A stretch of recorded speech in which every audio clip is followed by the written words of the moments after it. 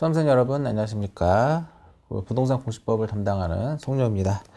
자, 이번 시간은 이제 192페이지죠. 제3장 등기 절차 총론. 등기법에서 이제 가장 많은 양을 차지하고 있고요. 이 3장을 잘 정리를 하셔야만 4장하고 5장이 편해집니다. 4장과 5장이 편해진다 이겁니다. 결과적으로 3장이 그렇게 어렵다라는 거죠.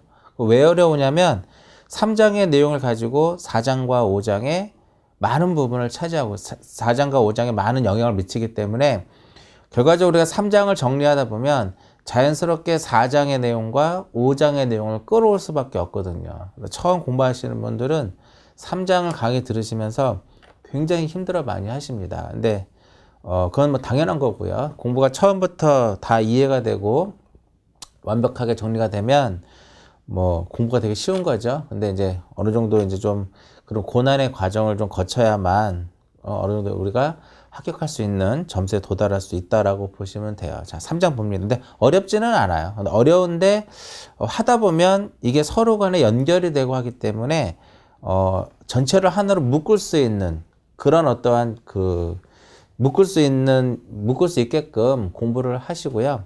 단순하게 책만 읽는 거는 매번 제가 말씀드리지만 책만 읽는 건 그렇게 좋다고 보지 않거든요. 내용을 알고 나서 책을 읽어야 되는 것이지 단순히 그냥 이렇게 책만 읽는 거는 썩 좋다라고 보지는 않아요. 그래서 자, 194페이지부터 이제 하나씩 이제 정리를 하도록 합니다.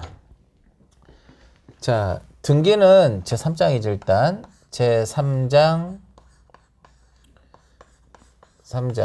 등기 절차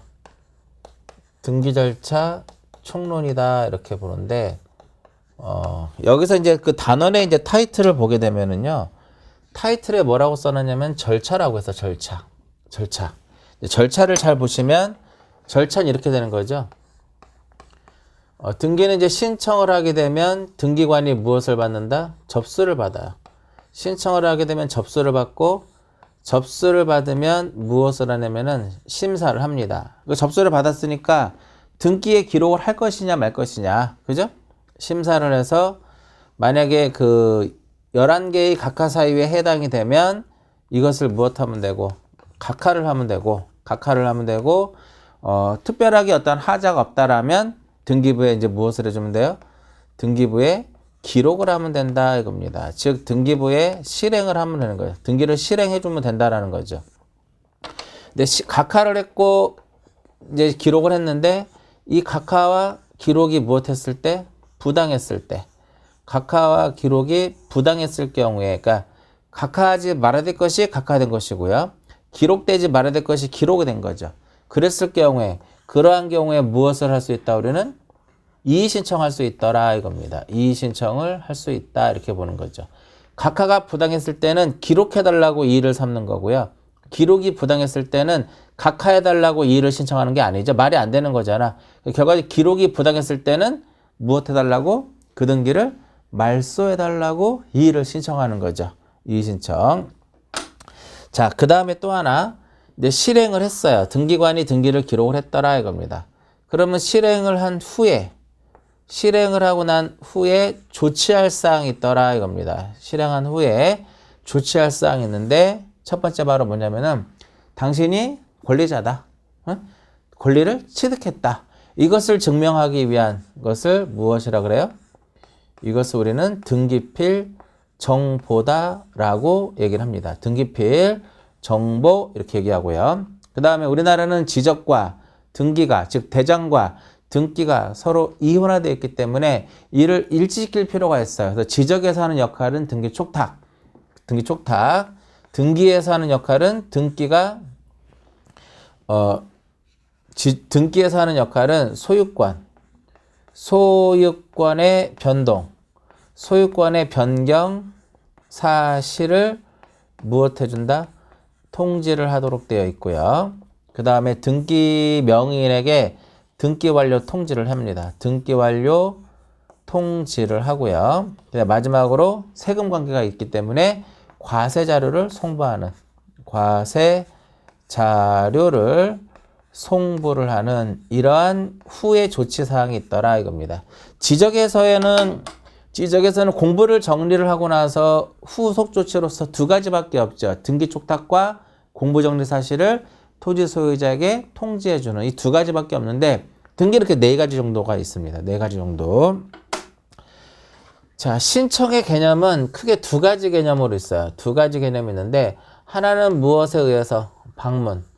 방문을 해서 등기를 신청하는 개념이 있고요. 방문 신청이 있고 몇 년 전부터는 우리 인터넷에 접속을 해서 인터넷 등기소에서 등기를 할 수 있는 어떤 개념이 있냐면은 전자 신청이 있더라 이겁니다. 그래서 아직까지는 시험에 방문 신청 쪽으로 많이 나오고요. 전자 신청도 계속 이제 꾸준하게 출제가 되고 있는데 현행 우리가 부동산 등기법은 방문 신청과 전자 신청 위주로 해가지고 서류들을 이제 첨부 정보를 제공한다 이런 식으로 다 이제 옛날에는 첨부 서류를 제출하는 여기는 서류를 제출 얘는 정보를 제공 이런 식으로 이제 표현을 우리가 한다라고 보시면 돼요. 자, 이제 그럼 여기서 3장에서는 공부를 해야 될 것이 신청에 대한 첫 번째 테마, 첫 번째가 이제 신청입니다. 그 다음에 이제 신청을 하게 되면 방문이든 전자든 우리가 뭐를 작성을 해야 되냐면 신청서를 작성을 해야 되겠죠. 신청 정보다라고 표현을 하고요. 여기다 플러스 각종 우리가 제출을 해야 될 무엇이 있다? 각종 제출해야 될 첨부 정보들이 있더라 이겁니다. 이 첨부 정보의 대표적인 것이 인감증명. 네, 인감증명은 전자 신청일 경우에는 제출하지 않고 방문 신청일 때만 인감이라든지 그다음에 도면, 그다음에 주소를 증명하는 정보 등등등등 이런 것들이죠. 또 두 번째 테마예요. 첫 번째는 신청과 관련된 거고 두 번째는 신청 정보와 첨부 정보에 대한 거.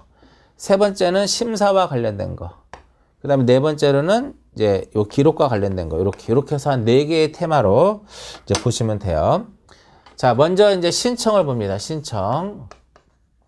등기법에 있어서 가장 기본적으로 보셔야 될 내용 중에 하나가 요 신청입니다. 즉 바로 뒤에 나오겠지만 등기 권리자하고 등기 의무자가 누군지를 알아야 된다 이거죠. 권리자 의무자를 모르면 등기 공부할 이유가 없고요. 등기법 공부 자체가 안 되는 거고 표제부와 갑구와 을구를 이해하지 못하면 역시 등기법 공부 자체는 어렵다라고 볼 수가 있어요. 자, 신청에 있어서 원칙으로 한번 볼게요. 신청에 있어서 원칙은 크게 두 가지로 볼 수 있더라 이겁니다. 뭐다? 당사자가 신청해라. 당사자의 신청 또는 관공서의 촉탁. 관공서의 촉탁이 아니면 일을 하지 못한다라고 우리가 등기법에 규정을 하고 있습니다. 원칙은 당사자의 신청 또는 관공서의 촉탁이 아니면 일을 하지 못한다라고 나오는데 나중에 뒤쪽에서 한번 법률 한번 보여드리도록 할게요. 그럼 여기서 많은 분들이 질문하는 게 이제 뭐가 되면은 신청과 촉탁이 도대체 뭔 차이냐라고 보는데 이렇게 보시면 돼요. 일반 개개인은 등기소에 가서 등기를 해달라고 하는 것은 이제 신청의 개념이고 우리는 신청하는 것이고 관공서가 등기소에다가 등기를 요청하는 것은 신청한다라고 하지 않고 그걸 뭐라고 얘기해요? 그거를 촉탁이다라고 얘기합니다.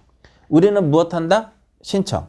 관공서가 하는 것은 뭐예요? 촉탁. 그러니까 법원은 신청하는 것이 아니라 법원은 등기소에 촉탁을 하는 거죠. 지적소관청이 신청하는 것이 아니라 지적소관청은 촉탁한다 이렇게 표현합니다. 자, 여기서 중요한 게 하나 있어요.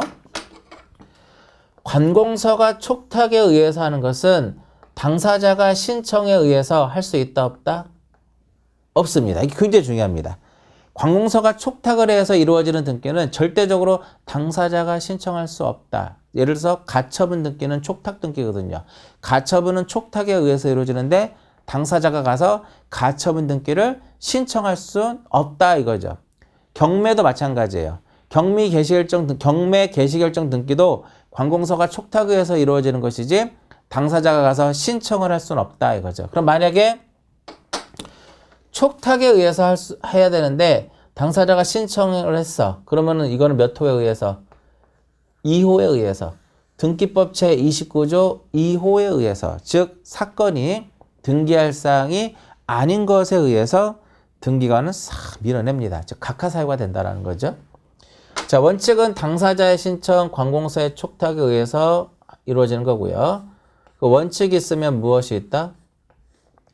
예외 규정이 있더라. 예외 규정. 예외는 등기관이 어떻게 할 수 있고 등기관이 직권에 의해서 할 수 있고요. 직권에 의해서 할 수 있고 그 다음에 또 하나는 무엇이냐면은 법원의 명령에 의해서 이루어지는 것이 등기다 이겁니다. 즉 신청 이렇게 표현을 하는데 결과적으로 등기는 이렇게 등기가 개시가 된다라는 거죠.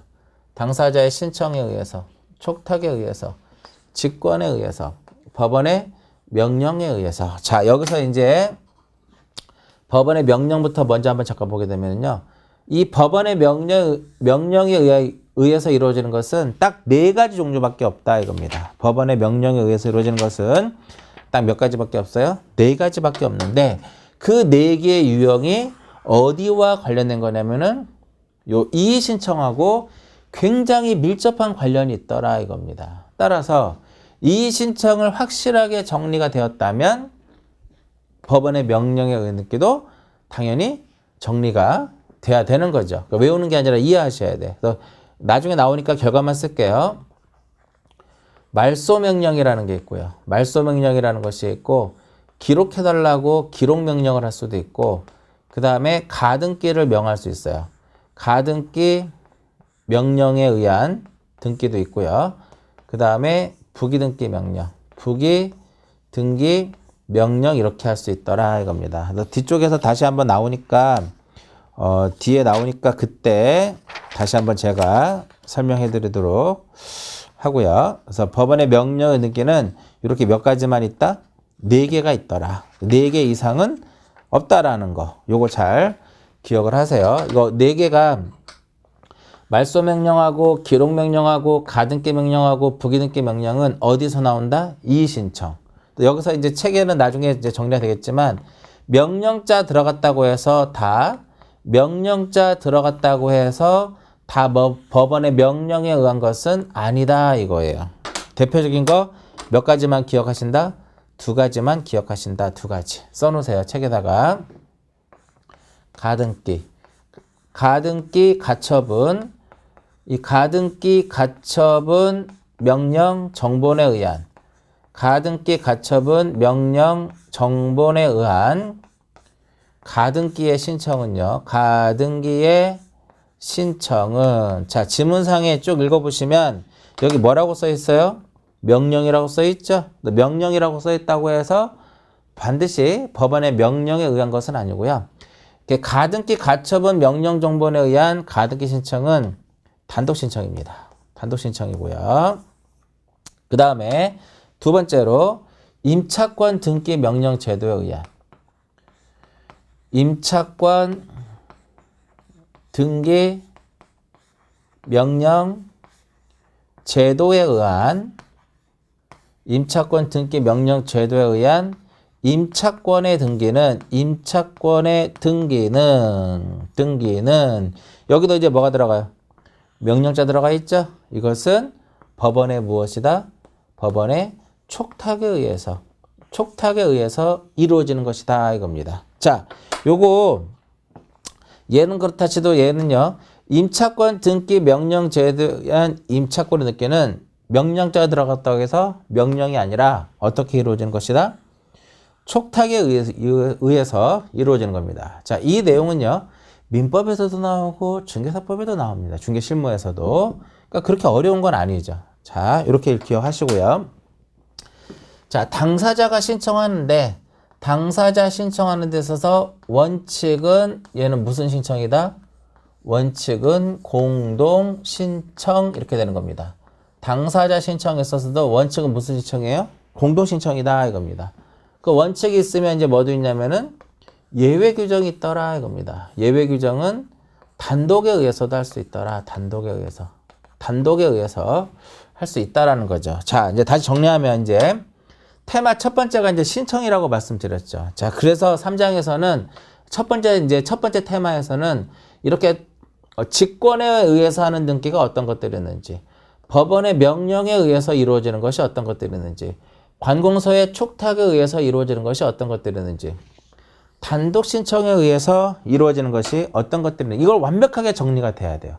그러니까 이것을 완벽하게 정리를 하게 되면 좀 힘들더라도 시간을 투자해서 우리가 정리하자 이거예요. 그렇게 되면 이것을 이용을 해서 4장, 5장에 많은 영향을 끼친다 이거죠. 그리고 등기법 전반적인 내용에서도 굉장히 많은 영향을 줍니다. 자, 여기서 이제 공동신청이라고 써놨어요. 자, 이제 등기법 이렇게 내용을 보시면 이렇게 큰 틀을 정리하고 하나하나씩 이렇게 끌어오면서 내용을 이렇게 추가하다 보면 어느 순간에 전체가 이렇게 하나로 보이는 때가 있을 겁니다. 그럴 때까지 공부하셔야 돼요. 그럴 때까지. 자, 공동신청이라고 하는 것은 이제 교재에 나와 있죠. 어디 194페이지를 보시면 돼요. 지금부터는. 이쪽에 있는 내용들은 제가 전체적인 틀을 한번 설명해 드린 거고, 194페이지부터 자세하게 이제 보시면 된다 이겁니다. 공동신청이라고 하는 것은 등기 권리자하고 그 다음에 누가 하는 것이다? 등기 의무자가 둘이 가서 손잡고 가서 하는 거죠.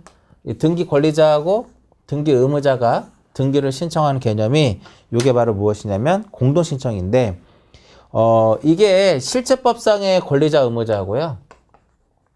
여기서 말하는 실제법은 이제 민법이 되는 것이고 그 다음에 절차법상의 권리자 의무자를 따져보셔야 돼요. 실제법상의 권리자 의무자와 절차법상의 권리자 의무자를 따져봐야 되는데 부동산 등기법은 무슨 법? 절차법.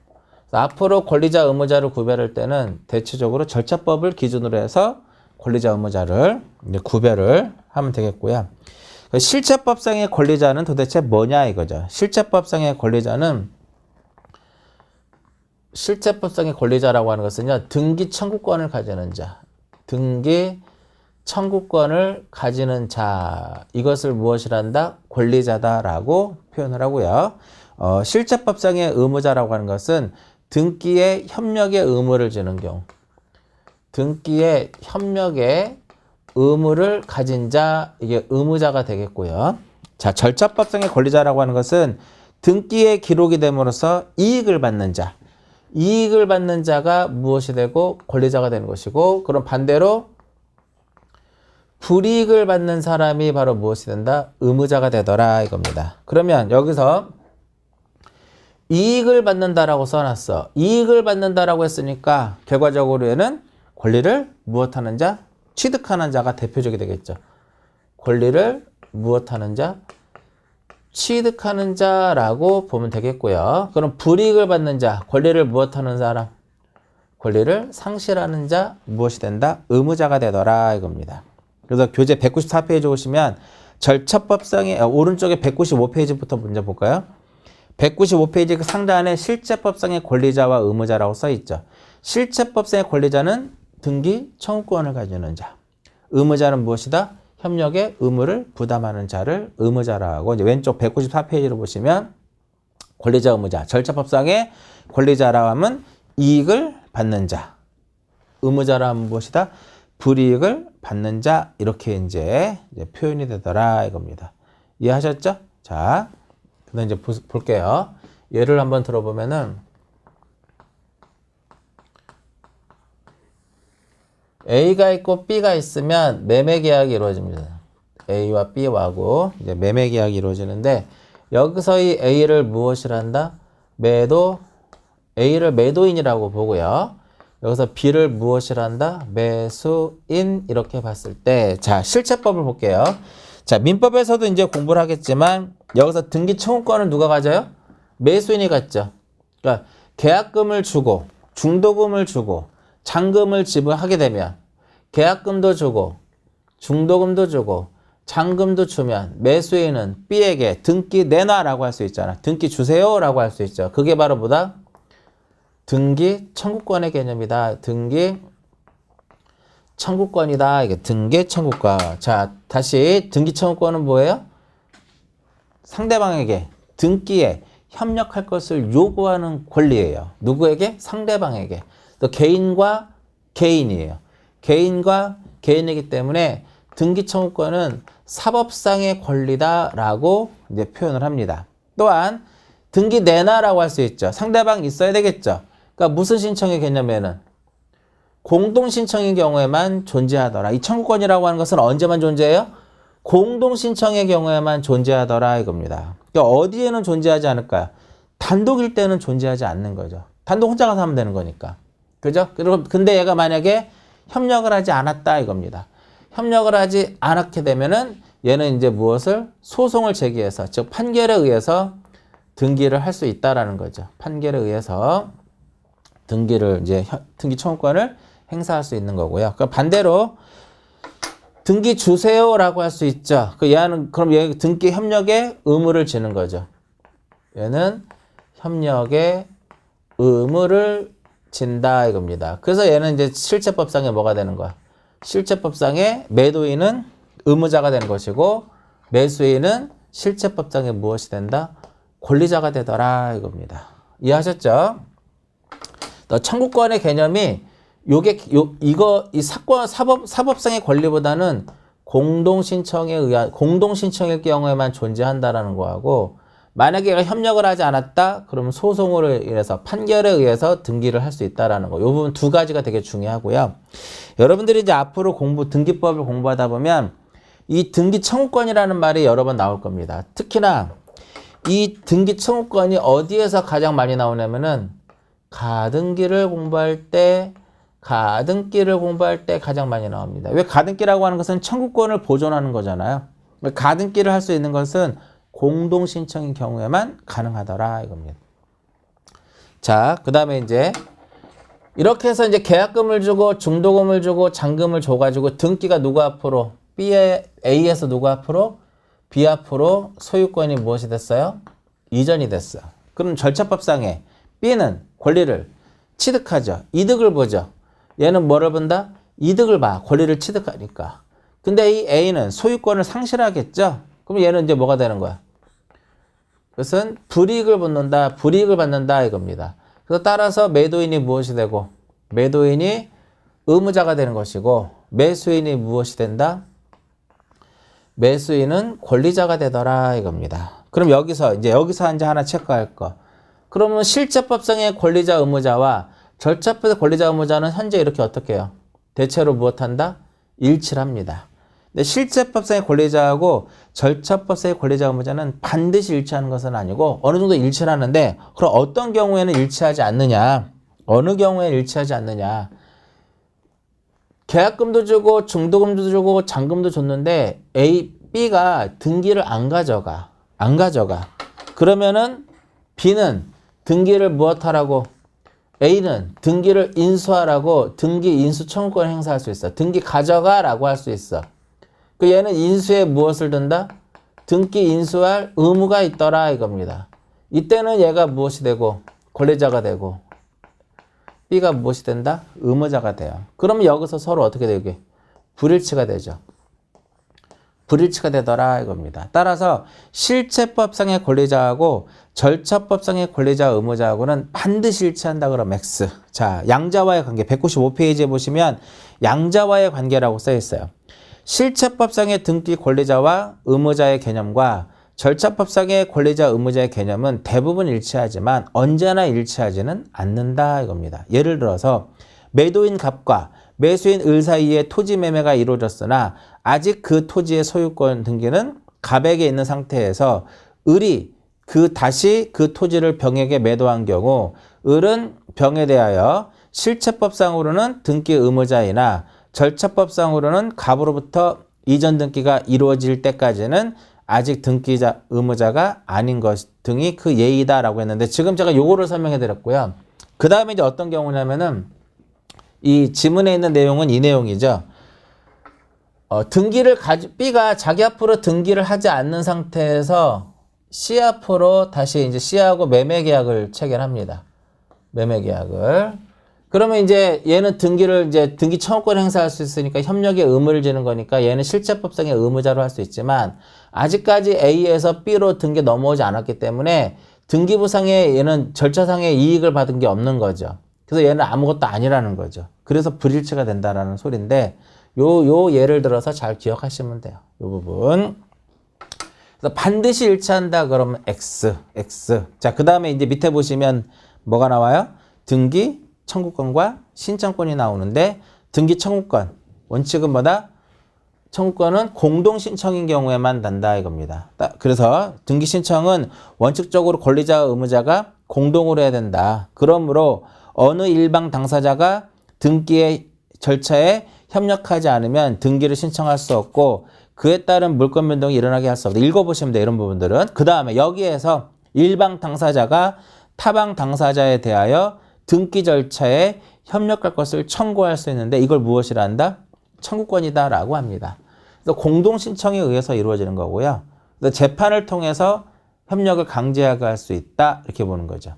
그래서 등기 청구권은 단독일 경우에도 있다 없다? 단독일 때는 공동 신청인 경우만 존재하기 때문에 단독일 경우에는 청구권이라는 것이 있을 수 없다 이렇게 보는 거죠. 그 다음에 이제 밑에 나머지 이 동그라미 2번하고 이거 2번은 사법상의 권리다라고 이제 써져 있는 거고요. 그 다음에 4번에 보시면, 밑에 보시면 2번에 보시면 등기 신청권이라는 게 있죠. 등기 신청권은 이런 개념이에요. 등기 신청권은 A하고 B가 둘이 A하고 B, 갑과 을이라고 해도 돼요. A하고 B가 둘이 등기소에 가서 등기를 무엇할 수 있어요? 등기를 신청할 수 있죠. 이렇게 공동으로. 그러면 이 신청권은 A도 가질 뿐만 아니라 뭐도 가져요? B도 갖더라 이겁니다. A뿐만 아니라 B도 가져요. 이런 것이 바로 무엇이다? 등기 신청권이야. 그러니까 등기 신청권은 개인과 등기소니까 개인과 국가예요. 그래서 공법상의 권리다라고 얘기합니다. 공법상의 권리라고 하고 A하고 B하고 가서 둘이 공동으로 등기를 할 수 있지만 소유권 보존 등기는 혼자 할 수 있는 거거든요. 그래서 신청권의 개념은 공동 신청의 경우도 존재하고 단독 신청의 경우에도 공동뿐만 아니라 단독 신청의 경우에도 뭐가 존재하더라? 등기 신청권이라는 것이 존재한다 이거죠. 만약에 등기소에서 거부했어. 그러면 판결에 의해서 할 수 없고 이의 신청에 의해서 이를 실현하면 돼요. 이의 신청이더라 이겁니다. 여러분들이 이제 등기법을 공부하다 보면 이 등기 신청과 관련돼서는 어느 쪽에서 자주 등장을 하냐면 대위 신청. 채권자가 만약에 B가 채권자고 A가 채무자게 되면 이 채무자가 등기 신청권을 행사를 해야 되는데 A가 등기 신청권을 행사하지 않으면 채권자인 B가 A를 무엇해서 대위해가지고 등기 신청권을 행사할 수 있다 이렇게 보는 거죠. 자, 지난번에 우리가 이거 했었죠. A에서 B, B에서 C 등기가 이렇게 넘어가야 되는데 얘가 등기를 하고 있지 않으면 이 C는 누구를 대비해서 B를 대위해서 A로부터 등기를 가져올 수 있다라는 거죠. 그래서 C가 B가 가지고 있는 무엇을 B가 가지고 있는 등기 신청권을 C가 대위해서 행사할 수 있다라는 거죠. 뭐를 행사해요? 등기 신청권을. 청구권과 신청권의 개념 잘 정리를 해서 다시 보시고요. 그 정도만 보시면 돼요. 민법에서는 이제 이런 것도 보셔야 되겠죠. 이 등기 청구권 자체가 물권자 청구권이냐, 채권자 청구권이냐. 등기에 이제 민법에서도 나오고 가등기 쪽에서 이제 이 부분이 그 청구권이 물권자 청구권이냐, 채권자 청구권이냐를 구별하는 그런 내용도 나올 수 있어요. 자, 그럼 이제 이렇게 보게 되면 이렇게 해서 권리자, 의무자를 구별했어요. 실체법의 권리자라고 하는 것은 청구권을 가지는 자, 의무자는 협력의 의무를 가지는 자. 절차법의 권리자라 하면 이익을 받는 자, 불이익을 받는 자. 예를 설명해 드렸고요. 반드시 일치하는 것은 아니다. 이게 일단 기억하시면 되겠고요. 자, 여러 가지 예가 있는데 그럼 매매야, 매매. 매매를 하게 되면 누가 이득을 봐요? 매수인이 이득을 보죠.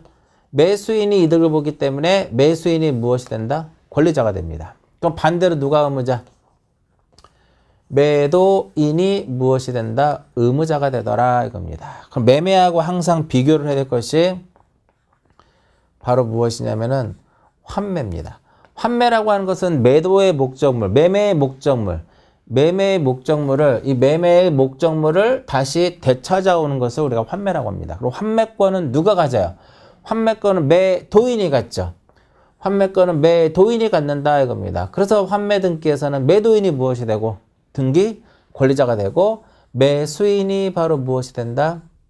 매수인이 등기 의무자가 되더라 이겁니다. 됐죠? 환매일 때는 매도인이 권리자, 매수인이 의무자 이렇게 보면 돼. 맨 194페이지 맨 밑에 보시면 그 내용이 나와 있고요. 자, 그 다음에 이렇게 정리할 거야. 무슨 설정이다 라고 써 있어. 무슨 설정이다. 전세권 설정. 그죠? 지상권 설정. 그러면은 꼬리에 뭐가 붙으면 권자가 무엇이 되고 권자가 권리자가 되고 무슨 설정자가 무엇이 된다? 의무자가 된다. 그러니까 지상권자가 권리를 취득하잖아요. 지상권 설정자는 사용 수익을 일단 상실한다고 보면 되겠죠? 그죠?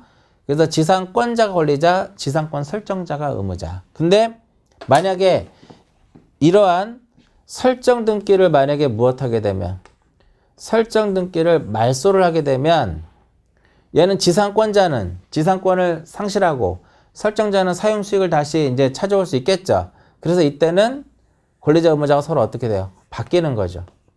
설정자가 권리자가 되고 무슨 권자가 무엇이 된다? 의무자가 되더라. 이렇게 보는 거죠. 요 설정 등기를 말소할 때 여기까지가 그 다음에 저당권 등기. 이 저당권 설정이죠. 저당권 설정의 경우에도 마찬가지로 누가 권리자가 된다? 저당권자가 권리자가 돼요. 그럼 누가 의무자가 돼요? 저당권 설정자. 저당권 설정자가 의무자가 되는데 이 저당권 설정자는 누가 될 수도 있다? 소유자가 될 수도 있고 소유자가 될 수도 있고 지상권자가 될 수도 있고 전세권자가 될 수도 있더라 이겁니다. 참고적으로 보시고요. 자, 여기서 이제 지금부터 이제 응용이에요. 자, 전세금. 요 부분 하나 기억하시면 돼. 전세금을 증액을 하게 되면 결국은 누가 이득을 보는 거예요? 전세권자가 이득을 보는 거죠. 항상 이렇게 보시면 돼. 내용이 늘어났다. 뭔가 증가가 발생했다. 그럼 현재 권리를 가지고 있는 사람이 권리자라고 보시면 돼요. 따라서 전세금을 증액을 하게 되면 전세권자가 무엇을 한다? 전세권자가 권리자가 되는 것이고 전세권 설정자. 전세권 설정자가 무엇이 된다? 의무자가 된다. 뭐 전세금을 증액하면은 집주인이 좋다. 그렇게 보면 안 돼요. 그래서 전세금을 증액하면 전세권자가 권리자가 되는 것이고 설정자가 무엇이 된다? 의무자가 되는데 자, 여기서 이제 중요한 거 저당권에서 저당권 말소 등기를 한번 볼게요. 저당권 말소 등기의 경우에는 두 가지 유형이 존재합니다. 두 가지 유형. 첫 번째 유형이 바로 뭐냐면은 첫 번째는 뭐냐면은 저당권 설정 등기가 이루어지고 나서 저당권 설정 등기가 일어나서 소유권이 무엇이 된 경우? 이전된 경우예요. 그래서 교재 어디를 보면 되냐면은 194페이지 맨 표의 세 번째 저당권 설정된 부동산의 소유권이 이전된 경우에 저당권의 말소 이걸 보세요. 그림을 그리면 B가 저당권자입니다. 저당권 설정 계약이 이루어진 거죠. 저당권 설정 계약이 이루어지고 등기가 이루어졌으면 B가 저당권자고 A를 무엇이란다? A를 저당권 설정자 이렇게 봅니다. 이 상태에서 등기가 소유권이 C 앞으로 소유권이 무엇이 됐다? 이전이 됐어요. 이때 이 저당권 설정 등기를 무엇할 때? 말소 등기를 할 때. 말소 등기 할 때는 자, 설정 등기를 말소할 때는 설정자가 권리자가 되고 권자가 무엇이 된다? 의무자가 돼. 일단 누가 의무자가 돼요? 저당권자는 무엇이 된다? 의무자가 됩니다. 그러면 이 권리자 A가 권리자가 돼도 되고요. 그 다음에 C가 권리자가 돼도 무방하더라 이겁니다. 그럼 결과적으로 저당권 설정 등기 이후에 이렇게 소유권이 이전됐을 때는 말소 등기는 저당권 설정 당시에 소유자가 권리자가 되고 저당권자가 의무자가 돼서 말소 등기를 할 수도 있고 첫 번째. 두 번째는 소유권 이전받은 이 C하고 C가 권리자가 되고 B가 저당권자가 무엇이 돼서 의무자가 돼서 우리가 할 수 있다. 현 전소유자도 가능하고 제3취득자, 즉 현소유자죠. 이자도 가능하다. 이거 굉장히 중요한 지문이에요. 그 다음 밑에 저당권이 이전된 후 저당권의 말소 이렇게 해요. 저당권이 이전된 후에 두 번째 유형을 볼게요. 굉장히 중요합니다. 이거. 그 다음에 이거 민법에서도 나오는 내용이죠. 자, 1번 해갖고 저당권 설정 저당권자 B 설정자 누구? A. 이 상태에서 저당권이 이전됐어. 저당권 이전 누구 앞으로? C로 이전이 됩니다. 이렇게 부기등기를 하게 되면 이거 지워진다고. 이거 지워진다고. 그럼 현재 저당권자 누가 되는 거야? 저당권자는 C가 되는 겁니다. 이때 이제 채무를 변제를 해가지고 말소등기를 하게 되면요. 저당권자가 무엇이 되고 의무자가 되고 설정자가 무엇이 되고 권리자가 되는 거야. 그러면 자, 우리 지난번에 주등기와 부기등기를 제가 설명해 드렸을 겁니다. 주등기와 부기등기를 설명해 드렸는데 주등기와 부기등기가 있을 때는 뭐를 말소하자? 주등기를 말소하자 이겁니다. 주등기와 부기등기가 있을 경우에는 이렇게 뭐를 말소하자? 주등기를 말소하자. 그러면 A가 의무자, C가 의무자가 되고 A가 권리자가 돼서 A와 B 사이에 경료된 주등기 1번의 저당권 등기를 말소하면 돼요. 그럼 이 주등기가 말소가 됐으면 이 부기등기는 무슨 말소? 직권 말소가 되는 거죠. 그래서 양수인이 뭐가 돼? 얘가 의무자가 되고 설정자가 무엇이 된다? 권리자가 된다 이겁니다. 그 다음 밑에 제한물권 등기를 설정자인 소유자가 불법 말소한 후 소유권 이전한 경우 제한물권의 이제 회복 등기인데 요거는 이렇게 볼까요? 회복 등기다라고 보는데 회복 등기는 항상 누구랑 하면 되냐면은요. 이렇게 생각하시면 돼. 회복 등기는 그때 누구랑 한다? 그때 그 사람하고 한다. 이렇게 보세요. 회복 등기는 누가 한다?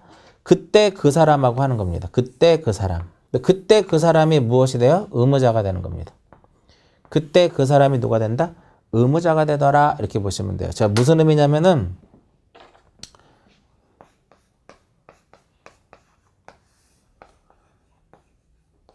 저당권자예요. 이때 이 저당권이 불법으로 말소가 됐어. 저당권이 불법으로 말소된 상태에서 그리고 나서 C 앞으로 소유권이 무엇이 됐다? 이전이 됐어요. 그러면 이 B는 저당권자죠. 저당권이 불법으로 말소됐으니까 이걸 무엇 해야 돼? 회복해야 되겠죠. 누구랑 한다? 그때 그 사람. 그때 그 사람이라고 하는 것은 민법에서 나오는 내용인데 그때 그 사람하고 표현하지 않죠. 말소 당시 누구랑 한다? 말소 당시에 소유자더라 이겁니다. 그러면 이 저당권이 말소된 당시의 소유자는 누구예요? A죠. 그러면 B를 무엇으로 하고 B를 권리자라 하고 말소 당시의 소유자인 누구를 말소 당시의 소유자인 A를 의무자로 해서 하는 겁니다. 얘가 의무자가 되면 안 돼요. 회복 등기는 누가 한다? 회복 등기는 그때 그 사람하고 하는 겁니다. 그럼 그때 그 사람이라 하는 건 뭐다? 말소 당시의 소유자를 말한다. 이렇게 보시면 돼요. 굉장히 중요한 지문이죠. 이 위에 있는 것들은 대부분 아는데 1번, 2번 요거까지 되게 잘 모르시는 분들이 상당히 많습니다. 그러니까 잘 기억을 하시고요. 그 다음에 이제 하나 보게 되면 하나를 더 정리를 하게 되면 이쪽에다 쓸까요? 네 번째로 A가 소유하고 있는 부동산이 있는데 B 앞으로 소유권 이전에 가등기를 해놨어요. 그럼 가등기 할 때는 얘가 그래도 권리를 취득하는 거니까 뭐가 돼요? 권리자 개념이고 A가 무엇이 된다? 의무자가 돼요. 근데 가등기 된 상태에서 소유권이 C 앞으로 이전이 됐어. 그러면 얘는 이제 본등기 누구랑 하면 돼요? 본등기. 가등기 당시의 의무자는 본등기 당시에도 뭐가 된다? 의무자가 되더라 이겁니다. 그래서 여기서 가등기에 기해서 후에 무엇할 때? 본등기 할 때는 가등기 당시의 의무자가 곧 본등기 당시에도 무엇이 된다? 의무자가 되더라. 이렇게 기억하시면 되겠죠. 여기까지. 나머지 이제 오른쪽에 보시면 전세금을 감액할 땐 누가? 전세금을 감액하게 되면 누가 권리자예요? 전세권자가. 그럼 증액하게 되면 누가 전세금을 감액하면 누가 권리자? 전세권 설정자가 권리자가 되는 것이고 전세금을 증액하면 누가 권리자가 돼요? 전세권자가 권리자가 된다 이겁니다. 그래서 이러한 내용 요 일반적인 내용보다는 좀 전에 제가 이제 예를 들어서 설명한 4가지 정도 있죠? 요 정도가 가장 핵심적인 내용이고요.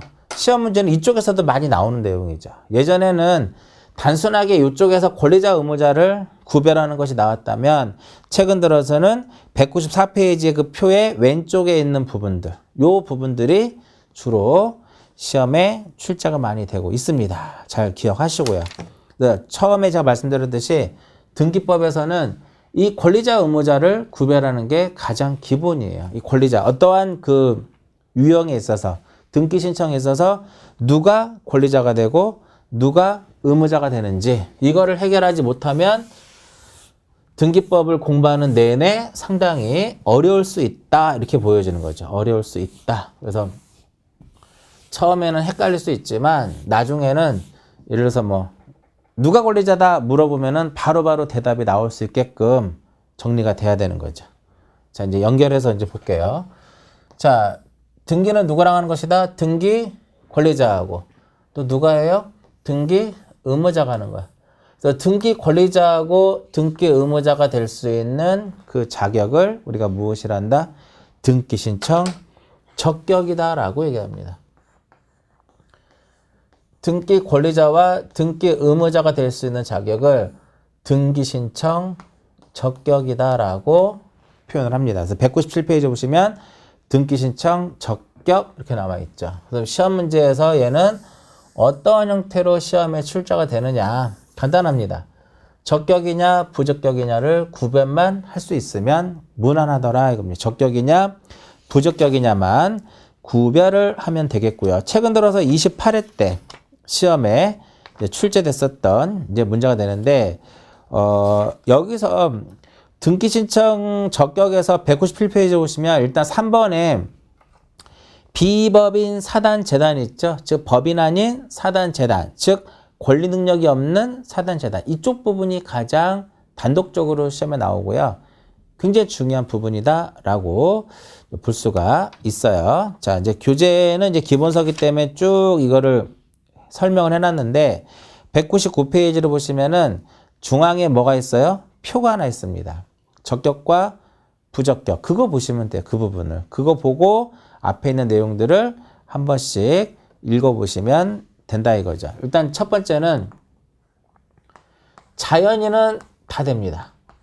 자연인은 다 된다. 그래서 미성년자든 외국인이든 피한정 후견인이든 피성년 후견인이든 뭐 금치산자, 한정치산자 다 가능하다 이거죠. 그래서 197페이지 맨 위에 자연인 이렇게 써 있습니다. 자연인 적격이 인정되는 경우에 첫 번째 무엇이다? 자연인. 사람은 생존한 동안 권리와 의무의 주체가 되므로 자연인이면 의사 무능력자이든 행위 무능력자이든 누구나 등기 신청에 당사자 능력이 있다. 따라서 그 명의로 등기를 할 수 있다죠. 그 등기 신청 적격은 등기상의 권리자와 의무자가 될 수 있느냐를 따지는 거예요. 그죠? 이제 동그라미 2번에 이제 그럼 뭐가 있냐면은 이 자연인하고 비교를 해야 될 것이 바로 뭐냐면 태아입니다. 태아. 과연 태아 명의로 등기를 할 수 있느냐를 따져보는 거죠. 태아 명의로 등기를 할 수 있느냐 따지는데 이 태아는 두 개로 나눠져요. 다시. 태아는 두 가지로 나눠져서 정지조건설하고 그 다음에 해제조건설. 해제조건설인데 정지조건설에 있어서는 부적격이에요. 정지조건설에서는 부적격이고 해제조건설에서는 무엇이다? 적격이야. 그러니까 해제조건설에 의하면 태아 명의로도 등기를 그러니까 뱃속에 있는 상태에서도 가능하다 이거죠. 근데 문제는 뭐냐면 판례에 있어서는 뭐를 취한다? 우리는 정지조건설을 취합니다. 그렇기 때문에 뭐가 되는 거야? 부적격이다 이겁니다. 그래서 시험 문제 어떤 식으로 나오냐면은 이렇게 등기 신청 적격이라고 나오면은요 항상 꼭 표현을 이렇게 해놔요. 다툼이 있을 경우에는 무엇에 의한다?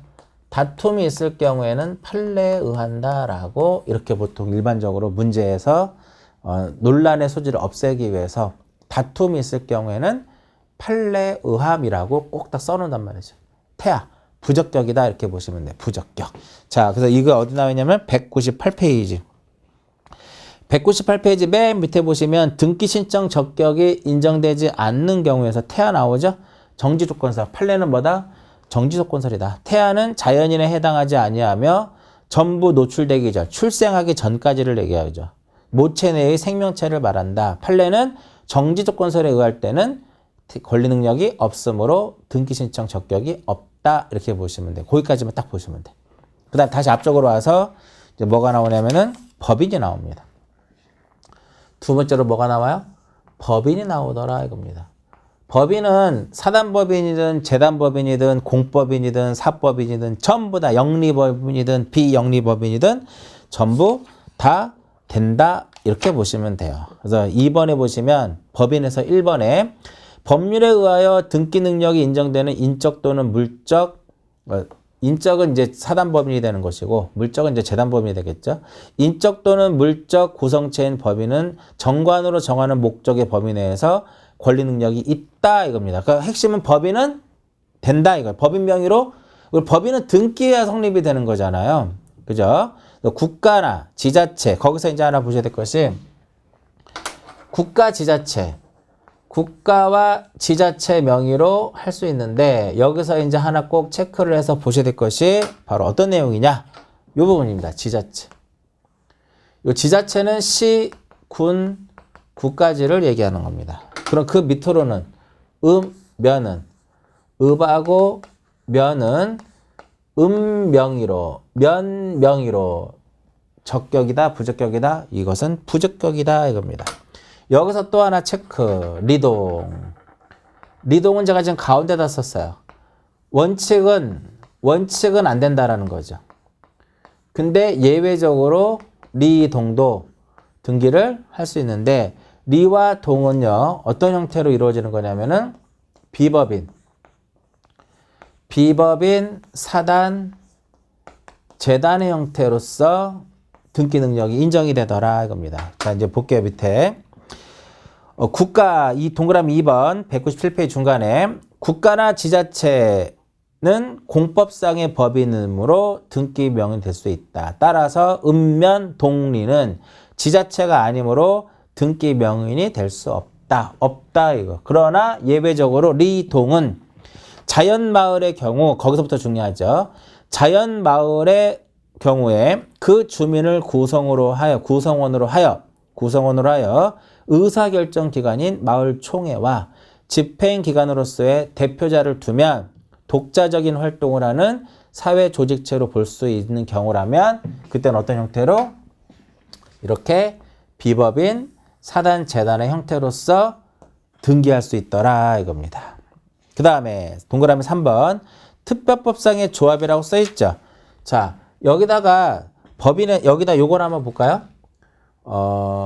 첫 번째 태아, 두 번째 읍면, 그 다음에 세 번째 민법상 조합.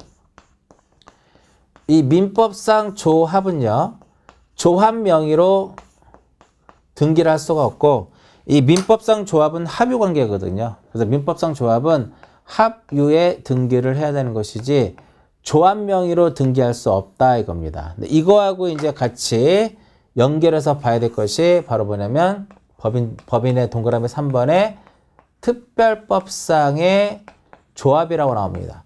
대표적으로 농협이라고 생각하시면 돼요. 이 특별법상의 조합은요. 이렇게 표현이 되어 있지만 법인이에요.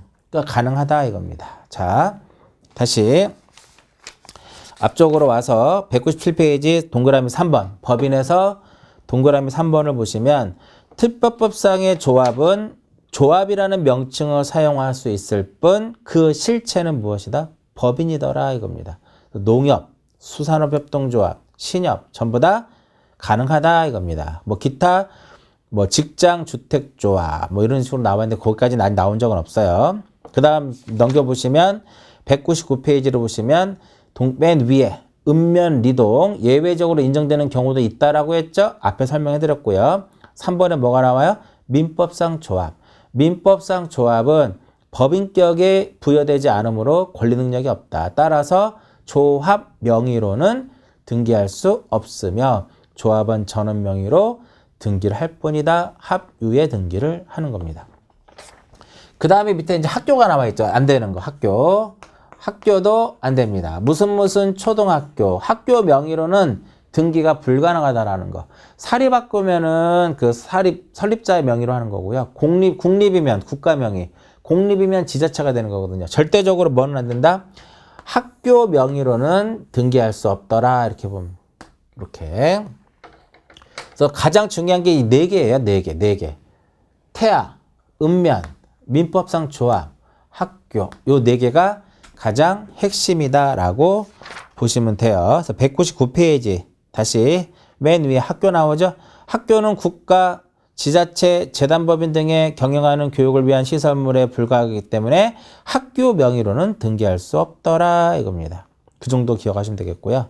그 다음에 전통 사찰 보존법에 의하여 등록되지 않은 사찰은 안 된다. 뭐 아직까지 나온 적은 없죠. 그 밑에 보시면 그래서 표에 할 수 있는 것과 할 수 없는 것을 구별을 해놨습니다. 그래서 그 기출문제 28회 때 나왔던 문제인데 1번에 보시면은요. 태아는 안 되죠.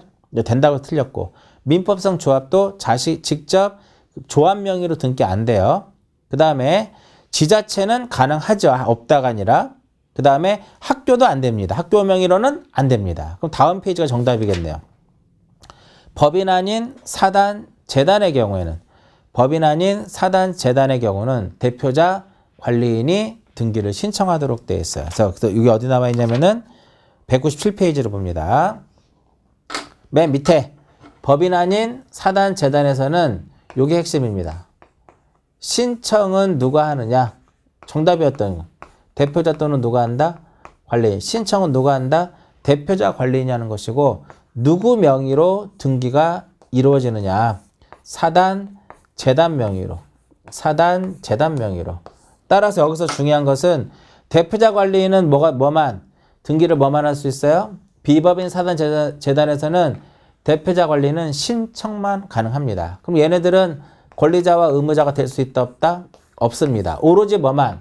대표자, 관리인은 신청만. 자, 그래서 의의 볼게요.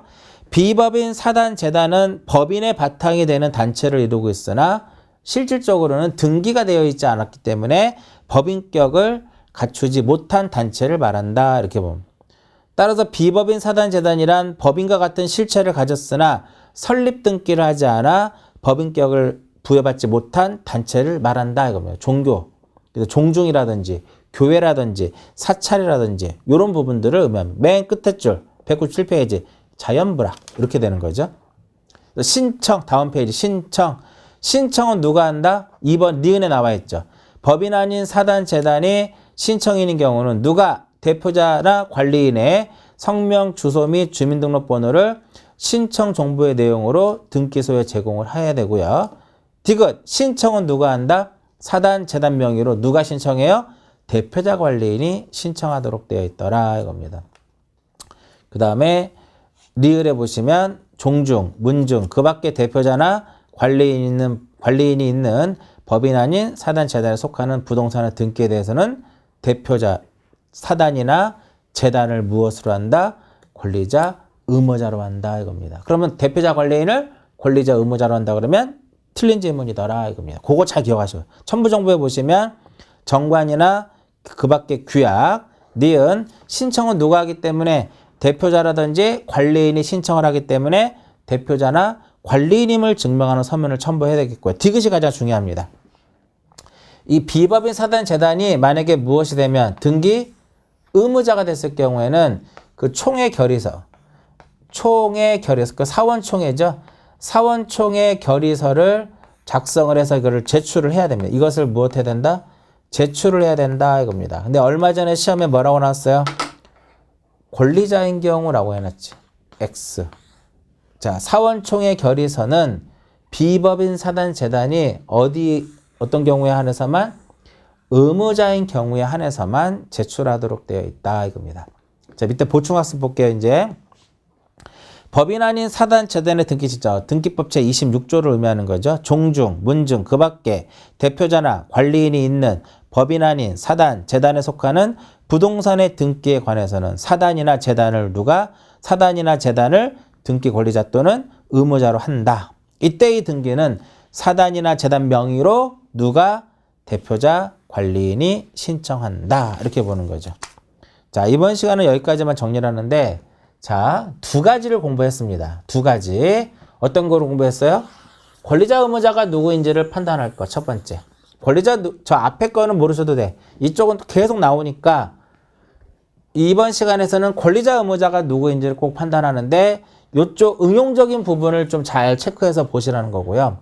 두 번째, 이렇게 권리자와 의무자가 될 수 있는 자격을 무엇이라 한다고 그러는 등기 신청 적격이다라고 얘기를 합니다. 자, 이번 시간은 여기까지만 정리를 하고요. 다음 시간에는 등기관이 직권으로 하는 부분, 이 부분에 대해서 자세하게 설명을 해드리도록 하고요. 이번 시간 여기까지 하고 마치도록 하겠습니다.